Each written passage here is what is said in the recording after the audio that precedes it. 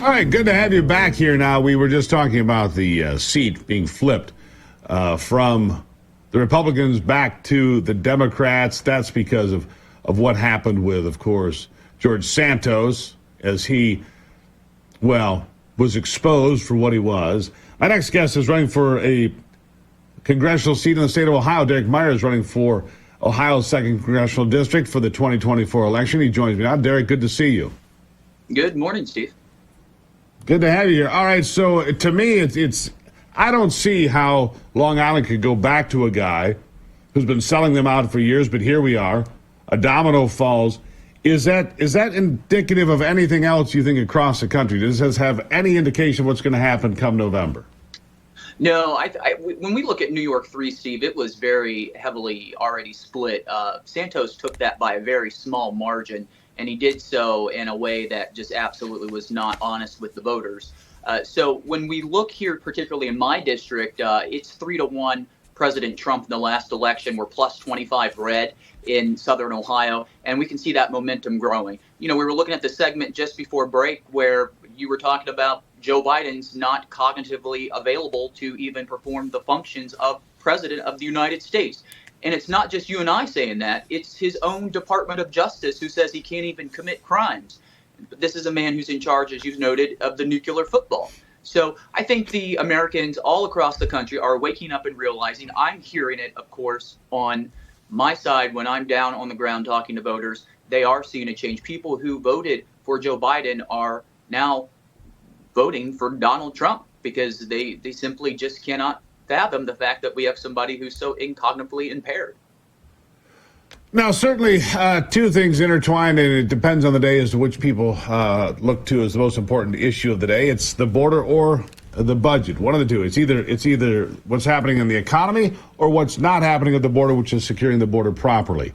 Yesterday, of course, we had inflation numbers come out higher than expected again, and it made Wall Street run a little bit scared again. We've got consumer debt at a place that's never been before, adding $50 billion just in the last quarter of 2023, pushing consumer debt over $1 trillion. It's record territory. So what is the most important thing to a district in Ohio? Is it the money in people's pockets? Is it the border? Is it equal? What do you think, Derek?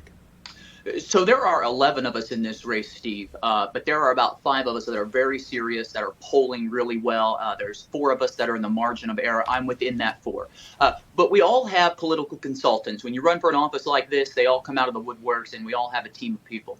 And we're all giving talking points and told what it matters most important to our voters. So we hear a lot of things. We hear the 3 Bs. We hear border, budget, Biden. Those are big buzzwords that you hear in this race from all of the people running, but you don't hear them from me because I'm talking about the kitchen table issues that matter to the folks here at home. Now, you asked, does the border matter to the people in Southern Ohio? The answer to that is yes, but not as you would think. So we have a fentanyl crisis throughout the country. That's not a surprise to anybody at home watching. However, when we think about how does the border affect Southern Ohio, it's because that fentanyl is flowing through the border, making its way up here. And then just the other day, Steve, we had a lady who had an ICE warrant out, and the county sheriff told me that he pulls this vehicle over. She's in the vehicle, and that they detain her under this ICE detainer. They give ICE a call, and they tell the sheriff that they don't want her and that they need to release her. And the sheriff had no charges for her, so they had to release her. ICE didn't want her. So it is impacting Southern Ohio by not having a secured border, but not in the direct ways that you would think. It's more like fentanyl. The cartels are getting their drug supply through. And then we have people, when they're crossing that border, Steve, they're not staying in Texas or California. They're making their way north.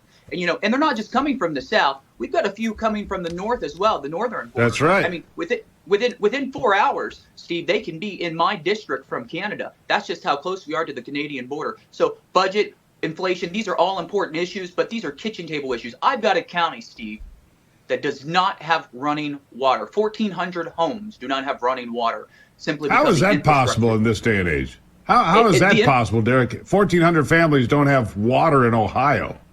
That's 10% of the county, because that's 10% of the county. And let me tell you, it's because the infrastructure is lack. They don't have quality broadband. This is when in the pandemic, we had kids who were going to the local McDonald's to do their homework because there was free internet there. So they still don't have quality broadband out here. And there's 800 billion, $million, whatever, being sent over to Ukraine, but we don't have things here in our hometown. So one thing you can get from me when I run for office and when I'm elected to this seat, Steve, is that I'm not voting for a darn dollar in foreign aid to another country until we have what we need here. I've got firefighters who need overtime.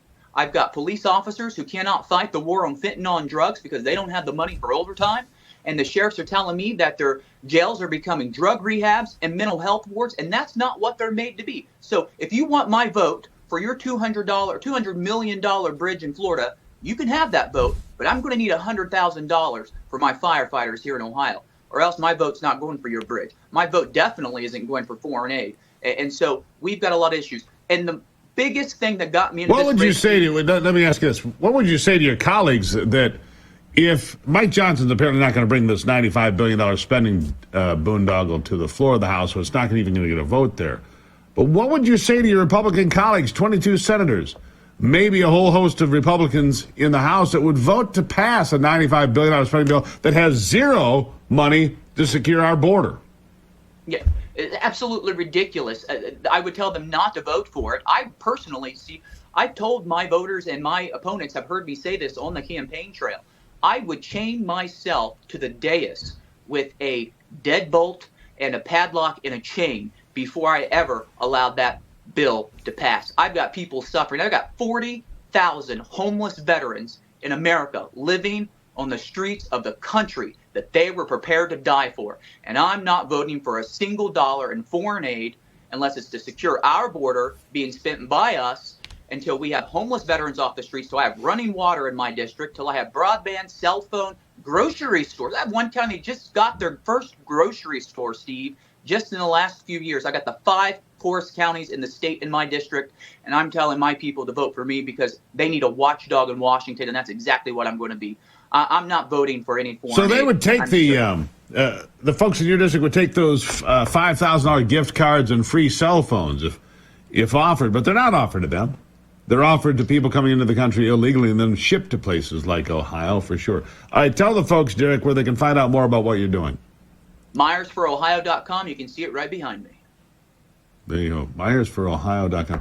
Derek, 11 people in the race. When is the primary? Early voting starts 1 week from today. The primary is March 19th. There you have it. Derek, a good conversation. Thank you for being here. Thank you. Greatly appreciated. All right, he's not a nickel for Ukraine until they get the things fixed in Ohio, running water, infrastructure, that sort of thing.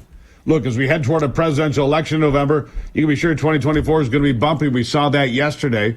You can see the impacts of inflation at the gas pump, the grocery store, if you have a grocery store. The dollar continues to lose buying power faster than wages increase. Again, 3% plus inflation. Maybe you should consider diversifying with gold from Birch Gold. For decades, gold has been the choice of investors and central banks to hedge against inflation. You can own it in a tax-sheltered IRA account now. All you have to do to find out more, free information, text Gruber. 989898. Birch Gold will send you an information kit. That's text Gruber to 989898. Find out about gold from Birch Gold. Should it be a 401k? Should it be physical gold in your possession? Get the information. It's free. Text Gruber right now, 989898. They'll get that information kit on its way. Peter McCullough on the way. Don't go